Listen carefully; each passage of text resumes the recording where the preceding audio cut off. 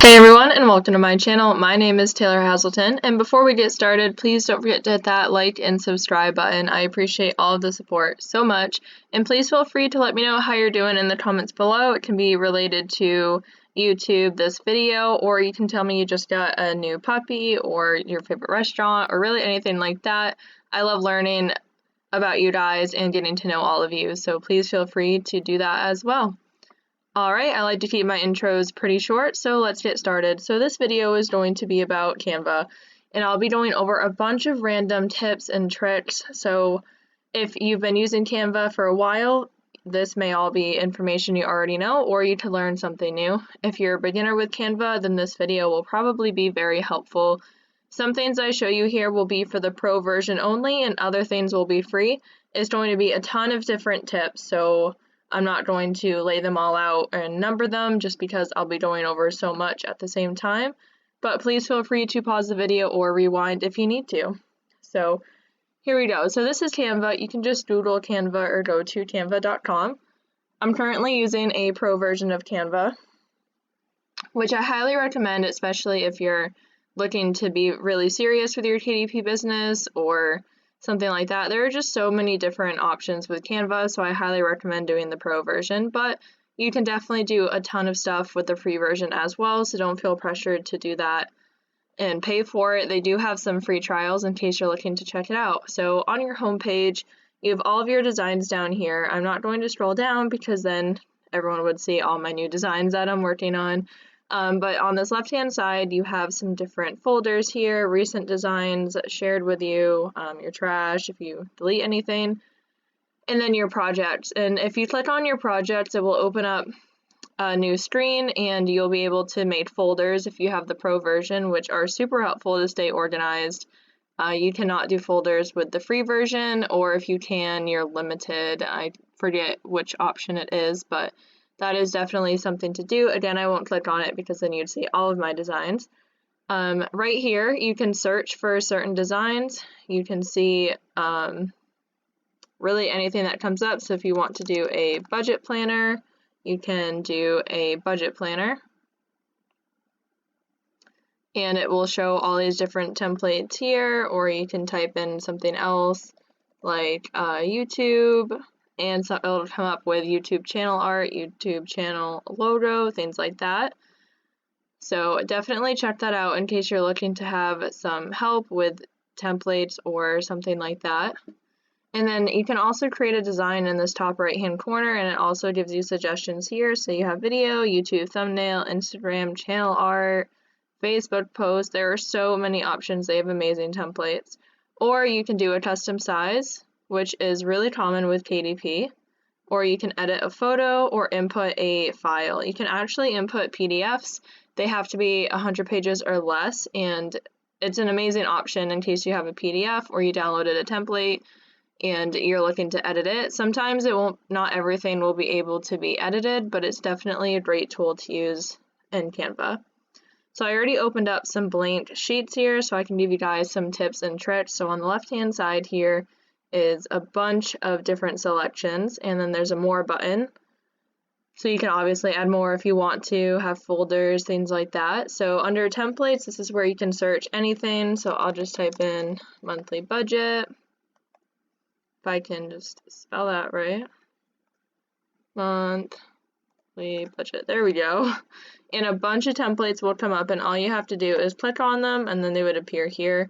You want to make them your own though, so if you do use a template, definitely edit it a bit, change the colors, add designs if you want to, things like that.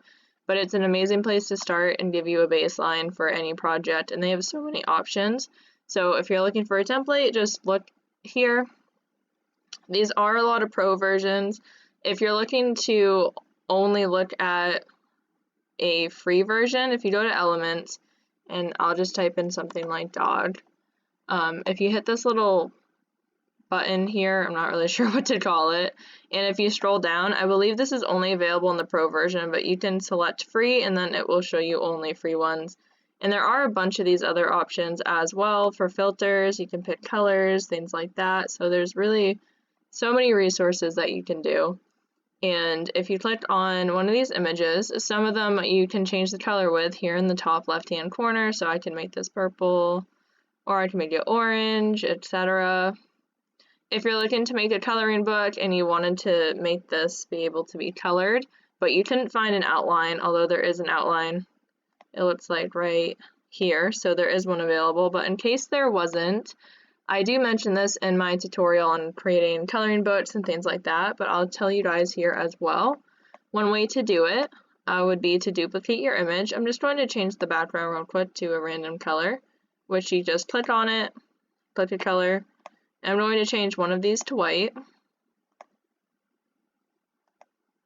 I'm going to place it behind the black one. So I'm just going to do position, backward. And so right now, the white is behind the black. And if you're trying to move an object that's behind something, if you hit the control button and then click, it'll click on the one that's behind. Here we go. I'm actually going to bring it back forward since we're doing it for coloring. Make it a little bit smaller. And in case you're trying to get it centered and it keeps going to all these lines, you just hit control again and you can manually move it to where you would like to. So I'd have to spend a bit more time to get this one to line up, but you get the idea. This is not going to line up perfectly, but for the sake of this video, you get the idea. It's not a perfect outline. I'd have to edit it a bit more, but that is just one thing that you can do. Another option, if I scroll down here, I pre-uploaded, actually didn't pre-upload a photo, I'll just do that right now. I'll have to blur it out. But if I just pick a photo right here, and I just picked this photo since it's on my channel art banner, so if you upload an image, you can right-click on it and then hit Set Image as Background, and it will expand it through to the entire background. So that's definitely something to note and super helpful in case you have an image or previous document that you want to upload and you want it to be the background. That's definitely something you can do. Keep in mind bleed and margins, things like that. Speaking of that, if you go to File on the top left, you can do Show Print Bleed. You can also do Show Margins. Now these aren't always accurate whenever I go to the KDP print preview, so just keep those in mind.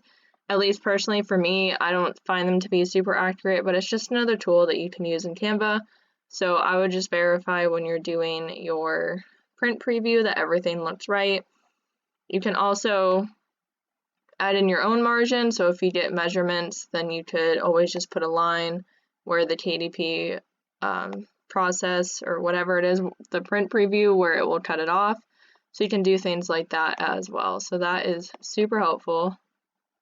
I really like that option, especially if I'm trying to make a notebook or something like that, which I also have a tutorial on.